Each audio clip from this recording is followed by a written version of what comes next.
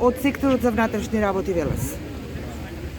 Благодарно за интересот. Еве денеска сме во Велес. Огромна чест и задоволство да се биде во својот роден град.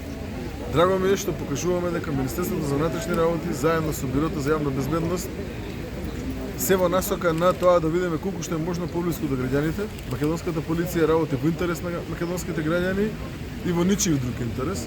Колку што сме поблиску до нив, колку што сме по експонирани во јавноста со сето на кое што го работиме, особено во делот на запознавањето на нашата работа со најмладите наши, со нашите најсакани. Мислам дека толку повеќе ќе можеме да одговориме посоодветно. Полицајците треба да бидат во функција на македонските граѓани, полицајците треба да бидат оние кои што ќе подадат рака секогаш, полицајците треба да бидат оние во кои што граѓаните ќе имаат најголема доверба и сметам дека со вакви кампањи само можеме да ја зајакнеме довербата, соработката, а сето тоа да биде во насока на побезбедна Македонија која што е во интерес на сите нас. Благодарам за интересот кој што ги имате, огромна благодарност до сите полициски службеници, овака малку ладничко е да душа дуа ветер, но тие се тука, тие работат во интерес на граѓаните, ова е дел од нашата работа и уште еднаш огромна благодарност и до директорот на Бирото за јавна безбедност, и до началникот на СВР Скопје, и до сите останати и СВР Велес, и до сите останати полициски службеници. Огромна благодарност до градоначалникот во секој случај за целокупната поддршка која што ни ја дава и за сето она кое што го имаме како заедничка соработка. Исклучиво само со работа можеме да го постигнеме она кое што сите го сакаме и е во интерес за сите нас. Министре, многу е потребно јавното обезбедување на објектите, ќе го речем јас. Системот кој што општините го очекуваат за да можат да си ги заштитат снимањето на јавните површини, пред се за да можат да ја заштитат урбаната опрема. Имаме добри граѓани, но имаме и граѓани кои што делумно прават штета и ја кршат едноставно урбаната опрема, а тоа се сепак урбаната опрема се поставува во градовите од давачките на граѓаните. Дали системот кој што беше долго најавуван ќе профункционира и во останатите градови освен во Скопје и кога Велес ќе може да се надева на таков систем?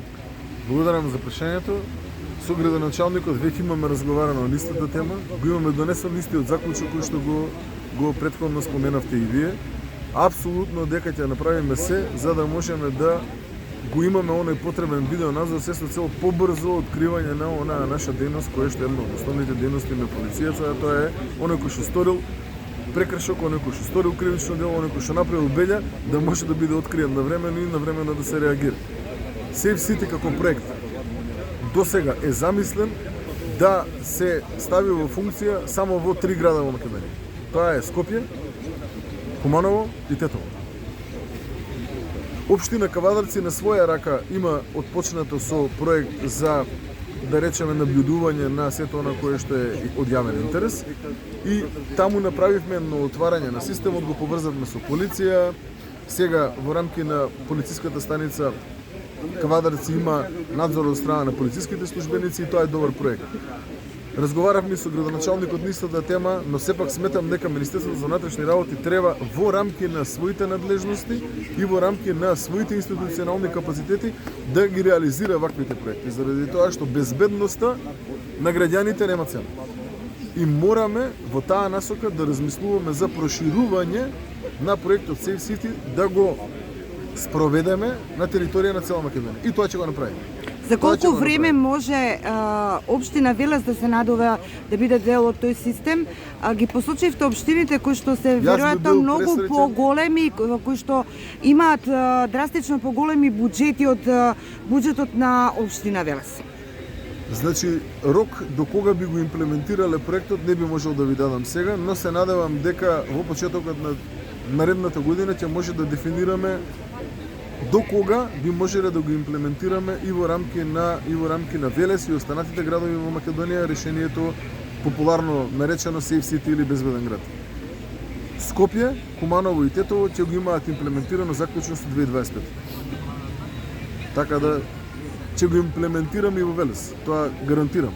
Кога не можам да кажам во момент. И уште само едно прашање, сообраќајот и загадувањето од сообраќајот, излегува дека е второ рангирана, се наоѓа на втората позиција на загадување кои што влие врз животната средина, особено врз здравјето на граѓаните. Дали размислува Министерството можеби во една од своите наредни кампањи или да предложи мерки со кои што ќе влие врз загадувањето, се разбира, околу зборувам за квалитетот на возилата кои што се возат, стандардите и така натаму.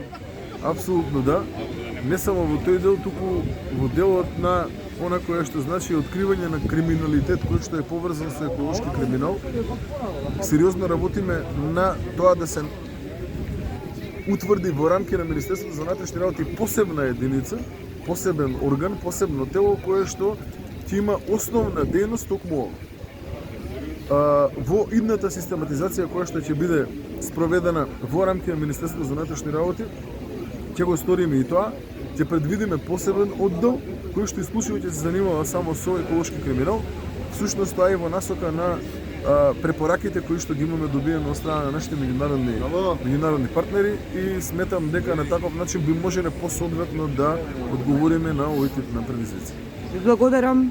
Благодарам и вам. Може накратко да ни кажете што се е тука представено?